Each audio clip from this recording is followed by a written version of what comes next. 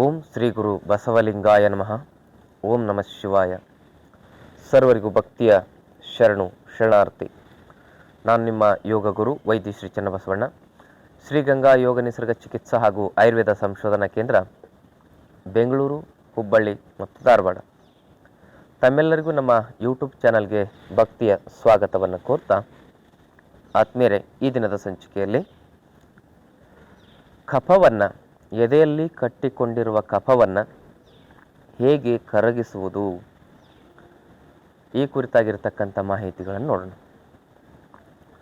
ಎದೆಯಲ್ಲಿ ಕಫ ಕಟ್ಕೊಳ್ಳಿಕ್ಕೆ ಪ್ರಮುಖವಾಗಿರ್ತಕ್ಕಂಥ ಕಾರಣ ಅಂದರೆ ಅಜೀರ್ಣ, ಮಲಬದ್ಧತೆ, ರೋಗ ಪ್ರತಿರೋಧಕ ಶಕ್ತಿಯ ಕೊರತೆ ಹಾಗೂ ನರಗಳ ದೌರ್ಬಲ್ಯತೆಯಿಂದನೂ ಕೂಡ, ರಕ್ತಹೀನತೆಯಿಂದನೂ ಕೂಡ, ಹಾಗೂ ಪದೇ ಪದೇ ಶೀತದ ಅಲರ್ಜಿ ಆಗೋದ್ರಿಂದನೂ ಕೂಡ ಈ ಒಂದು ಎದೆಯಲ್ಲಿ ಕಫ ಕಟ್ಟಿಕೊಳ್ಳುವ ಸಮಸ್ಯೆ ವೃದ್ಧಿಯಾಗುತ್ತೆ. ಈ ಸಮಸ್ಯೆಗೆ ಪರಿಹಾರವೇನು? ಮೊದಲು ನಮ್ಮ ರೋಗ ಪ್ರತಿರೋಧಕ ಶಕ್ತಿಯನ್ನು ಹೆಚ್ಚಿಗೆ ಮಾಡಿಕೊಳ್ಳಿಕ್ಕೆ ನಾವು ಪ್ರಯತ್ನವನ್ನು ಮಾಡಬೇಕು. ಶ್ವಾಸಕೋಶವನ್ನು ಕ್ರಿಯಾಶೀಲವಾಗಿ ಇಟ್ಕೊಳ್ಳಿಕ್ಕೆ ಪ್ರಯತ್ನವನ್ನು ಮಾಡಬೇಕು. ಶ್ವಾಸಕೋಶ ಕ್ರಿಯಾಶೀಲವಾಗಿದ್ದರೆ ಎದೆಯಲ್ಲಿ ಕಫ ಕಟ್ಕೊಳ್ಳಿಕ್ಕೆ ಸಾಧ್ಯವಿಲ್ಲ. ಹಾಗೂ ರೋಗ ಪ್ರತಿರೋಧಕ ಶಕ್ತಿ ಕ್ರಿಯಾಶೀಲವಾಗಿದ್ದರೆ, ಜೀರ್ಣಾಂಗ ವ್ಯವಸ್ಥೆ ಕ್ರಿಯಾಶೀಲವಾಗಿದ್ದರೆ ಎದೆಯಲ್ಲಿ ಯಾವತ್ತೂ ಕಫ ಕಟ್ಕೊಳ್ಳೋದಿಲ್ಲ. ಈ ಎದೆಯಲ್ಲಿ ಕಫ ಕಟ್ಕೊಳ್ಳೋ ಸಮಸ್ಯೆ ಸಣ್ಣ ಮಕ್ಕಳಿಂದ ಹಿಡಿದು ವೃದ್ಧರವರೆಗೂ ಕಾಡ್ತಾ ಇರತಕ್ಕಂಥ ಒಂದು ಅತ್ಯಂತ ಕೆಟ್ಟ ಸಮಸ್ಯೆ. ಈ ಸಮಸ್ಯೆಗೆ ಬಹಳ ಜನ ತುಂಬ ತಮ್ಮ ಜೀವನವನ್ನೇ ಕಳ್ಕೊಂಡಿರ್ತಕ್ಕಂಥ ಉದಾಹರಣೆಗಳಿದ್ದಾವೆ. ತುಂಬ ಜನರಿಗೆ ಈ ಸಮಸ್ಯೆಯಿಂದ ಸಾವು ಸಂಭವಿಸಿರುವುದನ್ನು ನಾವು ಕಾಣಬಹುದು. ಇಂತಹ ಈ ಮಾರಣಾಂತಿಕ ಕಾಯಿಲೆಗೆ, ಯಾಕಂದರೆ ಎದೆಯಲ್ಲಿ ಪದೇ ಪದೇ ಕಫ ಕಟ್ಕೊಳ್ತಂದರೆ ನಿಮೋನಿಯಾ, TB ಇಂತಹ ಭಯಾನಕವಾಗಿರ್ತಕ್ಕಂಥ ಶ್ವಾಸಕೋಶದ ಸಂಬಂಧಿ ಸಮಸ್ಯೆಗಳು ಬರ್ತವೆ. ಕೆಲವೊಮ್ಮೆ ಕ್ಯಾನ್ಸರ್ ಕೂಡ ಆಗುತ್ತೆ. ಹೀಗೆ ಈ ಮಾರಣಾಂತಿಕವಾಗಿರ್ತಕ್ಕಂಥ ಕಾಯಿಲೆಯನ್ನು, ಇದು ಎದೆಯಲ್ಲಿ ಕಫ ಕಟ್ಕೊಳ್ಳೋದು ಅಂತ ಹೇಳಿದ್ರೆ ಬಹಳ ಸುಲಭ ಅಂತ ನಾವು ತಿಳ್ಕೊಳ್ಬಾರ್ದು. ಇದೊಂದು ಮಾರಣಾಂತಿಕ ಕಾಯಿಲೆ. ಭಾಳ ಜನ ಈ ಎದೆಯಲ್ಲಿ ಕಫ ಕಟ್ಕೊಳ್ಳೋ ಸಮಸ್ಯೆಯಿಂದ ತುಂಬ ಜಾಸ್ತಿ ಅಸ್ತಮಾ ಸಮಸ್ಯೆ ವೃದ್ಧಿಯಾಗಿ, ಬ್ರಾಂಕೈಟಿಸು, ಅಲರ್ಜಿಟಿಕ್ ಬ್ರಾಂಕೈಟಿಸು ಹೆಚ್ಚಿಗೆಯಾಗಿ ತಮ್ಮ ಜೀವನವನ್ನು ಕಳ್ಕೊಂಡಿರ್ತಕ್ಕಂಥ ಉದಾಹರಣೆಯನ್ನು ನಾವು ಕಾಣಬಹುದು. ಹಾಗೆ ಈ ಸಮಸ್ಯೆಗೆ ಪರಿಹಾರವೇನು? ಈ ಸಮಸ್ಯೆಗೆ ಪರಿಹಾರ ಏನು ಅಂತ ಹೇಳಿದ್ರೆ, ಜೀರ್ಣಾಂಗ ವ್ಯವಸ್ಥೆಯನ್ನು ಕ್ರಿಯಾಶೀಲವಾಗಿಡಲಿಕ್ಕೆ ನಾವು ಪ್ರತಿನಿತ್ಯ ಕಷಾಯಗಳ ಸೇವನೆಯನ್ನು ಮಾಡಬೇಕು. ಯಾವ ಕಷಾಯವನ್ನು ಸೇವನೆ ಮಾಡಬೇಕು? ಜೀರ್ಣಾಂಗ ವ್ಯವಸ್ಥೆಯನ್ನೂ ಶುದ್ಧವಾಗಿಡಬೇಕು, ಮಲಬದ್ಧತೆಯನ್ನೂ ನಿವಾರಣೆ ಮಾಡಬೇಕು, ಕಫಹರವಾಗಿಯೂ ಕೂಡ ಕೆಲಸ ಮಾಡಬೇಕು. ಅಂತಹ ಕಷಾಯಗಳನ್ನು ನಾವು ಸೇವನೆ ಮಾಡಬೇಕು. ಅಂತಹ ಕಷಾಯಗಳಲ್ಲಿ ಜೀರಿಗೆ ಕಷಾಯ, ಶುಂಠಿ ಕಷಾಯ ಅತ್ಯಂತ ಪ್ರಬಲವಾಗಿರತಕ್ಕಂಥದ್ದು, ಹಾಗೂ ತುಳಸಿ ಕಷಾಯ. ತಾವು ಈ ಮೂರನ್ನು ಸೇರಿಸಿ ಕಷಾಯ ಮಾಡಿಕೊಂಡು ಸೇವನೆ ಮಾಡಬಹುದು. ಇಲ್ಲವಾದಲ್ಲಿ 1 ವಾರ ಜೀರಿಗೆ ಕಷಾಯ, 1 ವಾರ ತುಳಸಿ ಕಷಾಯ, 1 ವಾರ ಹಸಿ ಶುಂಠಿಯ ಕಷಾಯವನ್ನು ಸೇವನೆ ಮಾಡಬಹುದು. ಈ ಮೂರು ಜೀರ್ಣಾಂಗ ವ್ಯವಸ್ಥೆಗೂ ಕೂಡ ಅತ್ಯಂತ ಶಕ್ತಿಯನ್ನು ಕೊಡ್ತವೆ. ಜೀರ್ಣಾಂಗ ವ್ಯವಸ್ಥೆಯ ಸಮಸ್ಯೆಗಳನ್ನು ದೂರ ಮಾಡ್ತವೆ. ಜೊತೆಗೆ ನಮ್ಮ ಅಜೀರ್ಣ, ಮಲಬದ್ಧತೆಯ ಸಮಸ್ಯೆಯನ್ನು ಕೂಡ ದೂರ ಮಾಡ್ತವೆ. ಹಾಗಾಗಿ ಈ ಮೂರೂ ಕಷಾಯಗಳನ್ನು ನಾವು ಸೇವನೆ ಮಾಡಬಹುದು. ಈ ಕಷಾಯಗಳನ್ನು ಹೇಗೆ ಮಾಡೋದು? ಒಂದು 20 ರಿಂದ 30 ತುಳಸಿ ಎಲೆಯನ್ನು ಹಾಕಿ 2 ಗ್ಲಾಸ್ ನೀರಿನಲ್ಲಿ ಕುದಿಸಿ, ಅದನ್ನು 1 ಗ್ಲಾಸ್ ಅಥವಾ ಅರ್ಧ ಗ್ಲಾಸ್ ಬರೋವರೆಗೆ ಕುದಿಸ್ಬೇಕು. ಅದು ಸಂಪೂರ್ಣವಾಗಿ ಅದರ ಸಾರ ಬಿಡೋ ಸಂದರ್ಭದಲ್ಲಿ ಅದಕ್ಕೆ ಸ್ವಲ್ಪ ಬೆಲ್ಲವನ್ನು ಹಾಕ್ಕೊಳ್ಬೋದು. ಅಂದರೆ ಕುದಿಯೋ ಸಂದರ್ಭದಲ್ಲಿ ಕುದ್ದು ಅದು ರೆಡ್ಯೂಸ್ ಆಗೋ ಸಂದರ್ಭದಲ್ಲಿ ಆ ಕಷಾಯ ಏನಾಗ್ತದೆ, ನೀರಿನ ಒಂದು ಆವಿ ಹೋಗಿ ಹೋಗಿ ಆ ಒಂದು ನೀರಿನ ಪ್ರಮಾಣ ಕಡಿಮೆ ಆಗ್ತದೆ. 2 ಗ್ಲಾಸಿಂದ ಅದು 1 ಗ್ಲಾಸ್ ಅರ್ಧ ಗ್ಲಾಸ್ ಬರ್ತಾ ಇರ್ತದೆ. ಆ ಸಂದರ್ಭದಲ್ಲಿ ಬೆಲ್ಲ ಹಾಕಬೇಕು ಸಂಪೂರ್ಣ ಕುದ್ದ ಮೇಲೆ. ಅದನ್ನು ನೀವು ಸೇವನೆ ಮಾಡಿದರೆ ನಿಮಗೆ ಅದ್ಭುತವಾಗಿರ್ತಕ್ಕಂಥ ಪರಿಹಾರ ಈ ಒಂದು ಕಫ ಕಟ್ಕೊಳ್ತಕ್ಕಂಥ ಸಮಸ್ಯೆಯಿಂದ ಸಿಗ್ತದೆ. ಇನ್ನು ಹಸಿ ಶುಂಠಿ ಕಷಾಯನೂ ಕೂಡ ಅಷ್ಟೇ. ಏನು ಮಾಡ್ಬೋದು, ಒಂದು 2 ಚಮಚ ಹಸಿ ಶುಂಠಿಯನ್ನು ಪೇಸ್ಟ್ ಮಾಡ್ಕೊಳ್ಬೇಕು, 2 ಚಮಚದಷ್ಟು. ಅದನ್ನು 2 ಗ್ಲಾಸ್ ನೀರಿನಲ್ಲಿ ಹಾಕಿ ಕುದಿಸ್ಬೇಕು. ಅದು ಕುದ್ದು ಅರ್ಧ ಗ್ಲಾಸ್ ಅಥವಾ 1 ಗ್ಲಾಸ್ಗೆ ಇಳಿಬೇಕು. ಅದನ್ನು ಆ ಕುದಿಯೋ ಟೈಮಲ್ಲಿ ಬೆಲ್ಲ ಹಾಕ್ಕೊಂಡು ನೀವು ಸೇವನೆ ಮಾಡ್ಬೋದು. ಇದೇ ರೀತಿಯಾಗಿ ನೀವು ಜೀರಿಗೆ ಕಷಾಯವನ್ನು ಕೂಡ ಮಾಡೋದು. 2 ಚಮಚ ಜೀರಿಗೆ 2 ಗ್ಲಾಸ್ ನೀರಿನಲ್ಲಿ ಕುದಿಸಿ ಅದು ಅರ್ಧ ಅಥವಾ 1 ಗ್ಲಾಸ್ ಇಳಿದ ಮೇಲೆ ಅದನ್ನು ಸೇವನೆ ಮಾಡ್ಬೋದು. ನಾನು ಬೆಲ್ಲ ಹಾಕ್ತಕ್ಕಂಥ ಒಂದು ವಿಧಾನವನ್ನು ಹೇಗೆ ಹೇಳಿದ್ದೀನಿ ಅಂತಕ್ಕಂಥದ್ದು ಸರಿಯಾಗಿ ಗಮನಿಸಿ. ಅದು ಸಂಪೂರ್ಣವಾಗಿ ಕುದ್ದು ಇನ್ನೇ ನೀವು ಕೆಳಗಿಳಿಸ್ತೀನಿ ಅಂತಕ್ಕಂಥ ಸಂದರ್ಭದಲ್ಲಿ ಬೆಲ್ಲ ಹಾಕಬೇಕು. ಹೀಗೆ ಮಾಡಿದಾಗ ಆ ಔಷಧಿ ತತ್ವ ಆ ನೀರಿನಲ್ಲಿ ಸಂಪೂರ್ಣವಾಗಿ ಸೇರಿರುತ್ತೆ. ಅದು ನಿಮ್ಮ ಸಮಸ್ಯೆಗೆ ಸಂಪೂರ್ಣವಾಗಿರ್ತಕ್ಕಂಥ ಪರಿಹಾರವನ್ನು ಒದಗಿಸುತ್ತೆ. ಬೆಲ್ಲ ಕುದಿಯೋ ಟೈಮಲ್ಲೇ ಮೊದಲೇ ಹಾಕಿದರೆ ಅದು ಸರಿಯಾಗಿ ಆ ಒಂದು ಸಾರವನ್ನು, ಆ ಔಷಧಿ ಸಾರವನ್ನು ಬಿಡಲಿಕ್ಕಾಗೋದಿಲ್ಲ. ಅದಕ್ಕೆ ಬೆಲ್ಲವನ್ನು ಕೊನೆಗೆ ಹಾಕಲಿಕ್ಕೆ ಹೇಳಿದೆ. ಕೊನೆಗೆ ಸ್ವಲ್ಪ ಬೇಗ ಅದು ಬೆಲ್ಲ ಕರಗೋದ್ರಿಂದ ನೀವು ಕೊನೆಗೆ ಹಾಕ್ಕೊಂಡ್ರೂ ಕೂಡ ಅದರಿಂದ ಏನು ತೊಂದರೆ ಆಗೋದಿಲ್ಲ. ಇನ್ನು ಇದಾದ ಮೇಲೆ ನಾನು ಒಂದೊಂದೇ ಸಪ್ರೇಟಾಗಿ ಮಾಡ್ತಕ್ಕಂಥದ್ದನ್ನು ಹೇಳಿದೆ. ಈ ಮೂರನ್ನು ಸೇರಿಸ್ಕೊಳ್ಬೇಕು ಅಂದರೆ ಒಂದು 10 ತುಳಸಿ ಎಲೆ, ಒಂದು ಅರ್ಧ ಚಮಚ ಹಸಿ ಶುಂಠಿ ಪೇಸ್ಟು, ಹಾಗೆ ಒಂದು ಅರ್ಧ ಚಮಚ ಅಥವಾ 1 ಚಮಚ ಜೀರಿಗೆಯ ಒಂದು ಪುಡಿ, ಇವೆಲ್ಲವನ್ನು ಸೇರಿಸಿಕೊಂಡು ಕೂಡ 2 ಗ್ಲಾಸ್ನಲ್ಲಿ ನೀರಿನಲ್ಲಿ ಕುದಿಸಿ ಆ 2 ಗ್ಲಾಸ್ ನೀರು ಕುದ್ದು ಅರ್ಧ ಗ್ಲಾಸ್ ಅಥವಾ 1 ಗ್ಲಾಸ್ ಇಳಿದ ಮೇಲೆ ಅದನ್ನು ಸೇವನೆ ಮಾಡ್ಬೋದು. ಹೀಗೆ ಈ ಮೂರನ್ನು ಸೇರಿಸಿಕೊಂಡು ಕೂಡ ಮಾಡಬಹುದು ಅಥವಾ ಒಂದೊಂದಾಗಿ ಆ ಒಂದು ಕಷಾಯವನ್ನು ನೀವು ಸೇವನೆ ಮಾಡಬಹುದು. ಹೀಗೆ ಮಾಡಿದ್ದೇ ಆದರೆ ಕಫ ಹರವಾಗ್ತದೆ. ಇನ್ನು ಇದಾದ ಮೇಲೆ ಆಡು ಸೋಗೆ ಅಂತ ಕರೀತಾರೆ, ಆಡು ಮುಟ್ಟದ ಸೊಪ್ಪು. ಈ ಒಂದು ಚಿತ್ರಣದಲ್ಲಿ ನೀವು ನೋಡ್ತಾ ಇರ್ಬೋದು.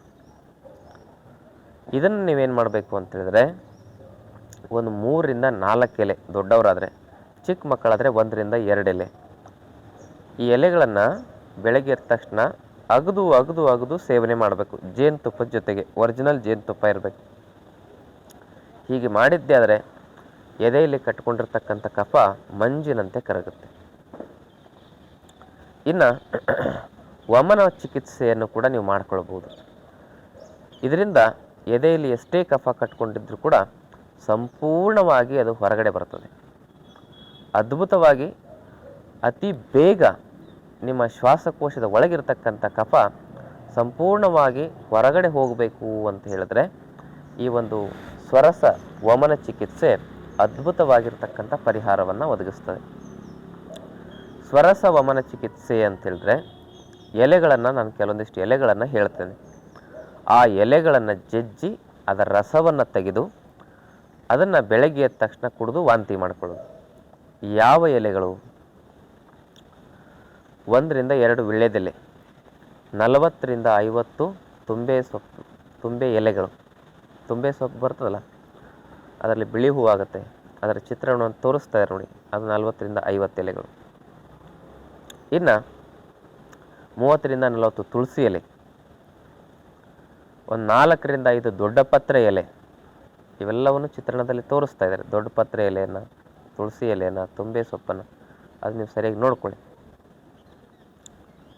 ಇವುಗಳನ್ನು ನೀವೇನು ಮಾಡಬೇಕು, ಸೇರಿಸಿ ಚೆನ್ನಾಗಿ ಜಜ್ಜಿ ಅದರ ರಸವನ್ನು ತೆಗಿಬೇಕು.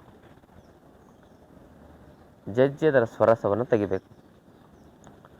ಒಂದ್ಸಲಿ ಜಜ್ಜಬೇಕು, ಒಂದು ಬಟ್ಟೆಗೆ ಹಾಕಿ ಹಿಂಡಬೇಕು. ಪೇಸ್ಟ್ ಆಗೋವರೆಗೆ ಜಜ್ಜಿ ಆಮೇಲೆ ಬಟ್ಟೆಗೆ ಹಾಕಿ ಹಿಂಡಿದರೆ ರಸ ಚೆನ್ನಾಗಿ ಬರ್ತದೆ. ಮತ್ತೊಂದು ಸಲ ಸ್ವಲ್ಪ ಅದರಲ್ಲಿ ಬಿಸಿ ನೀರನ್ನು ಹಾಕಿ ಮತ್ತೆ ಜಜ್ಜಿ ಮತ್ತೆ ಅದರ ರಸವನ್ನು ತೆಗಿಬೇಕು.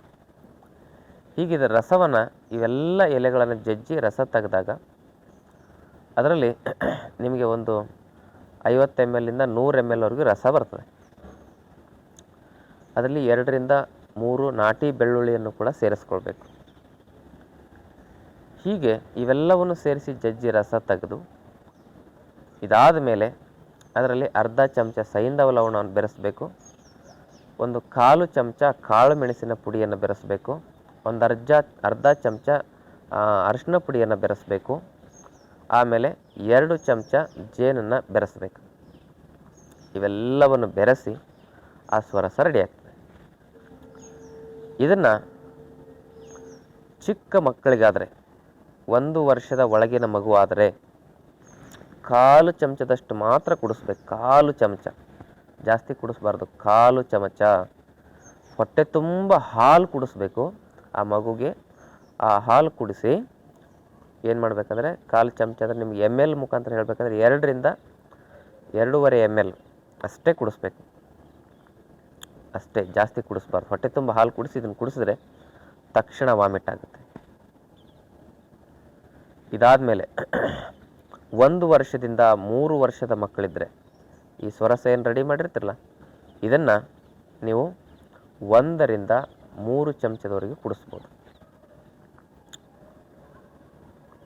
ಆಮೇಲೆ 2 ವರ್ಷದ ಮೇಲ್ಪಟ್ಟಿನ ಮಕ್ಕಳಿದ್ದರೆ, 2 ರಿಂದ 5 ವರ್ಷದ ಒಳಗಿನ ಮಕ್ಕಳಿದ್ದರೆ ಇದನ್ನು ಒಂದು 7-8 ಚಮಚ, ಒಂದು 10 ಚಮಚದವರೆಗೂ ರಸವನ್ನು ಕುಡಿಸ್ಬೇಕು. ವಯಸ್ಕರಿದ್ದರೆ 100 ml ಕುಡಿಬೋದು. 10 ವರ್ಷದ ಮೇಲಿನವರಿದ್ದರೆ 100 ml ಇದನ್ನು ಕುಡಿಬೋದು. ಆದರೆ ಇದನ್ನು ಕುಡಿಯೋದಕ್ಕಿಂತ ಮೊದಲು ಹೊಟ್ಟೆ ತುಂಬ ನೀರು ಕುಡಿದಿರಬೇಕು. ಚಿಕ್ಕ ಮಕ್ಕಳಾದರೆ ಹಾಲು ಕುಡಿಸಿ ಅಥವಾ ನೀವು ನೀರು ಕುಡೀರಿ. ಹೊಟ್ಟೆ ತುಂಬ ನೀರು ಕುಡಿದು ಆ ನಂತರ ಇದನ್ನು ಕುಡಿದ್ರೆ ಸಂಪೂರ್ಣ ವಾಂತಿ ಆಗುತ್ತೆ. ವಾಂತಿ ಬರ್ತಾ ಇಲ್ಲ ಅಂದರೆ ಒಂದು ಸ್ವಲ್ಪ ಬೆರಳನ್ನು ನಾಲಿಗೆ ಒಳಗಡೆ ಹಾಕಿ ಹಿಂಗೆ ಗಂಟ್ಲಿಗೆ ಈ ರೀತಿಯಾಗಿ ಮಸಾಜ್ ಮಾಡ್ಕೊಳ್ಬೇಕು.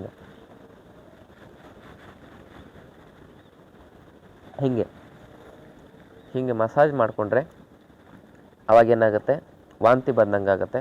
ತಕ್ಷಣ ವಾಂತಿ ಮಾಡ್ಕೊಳ್ಬೇಕು.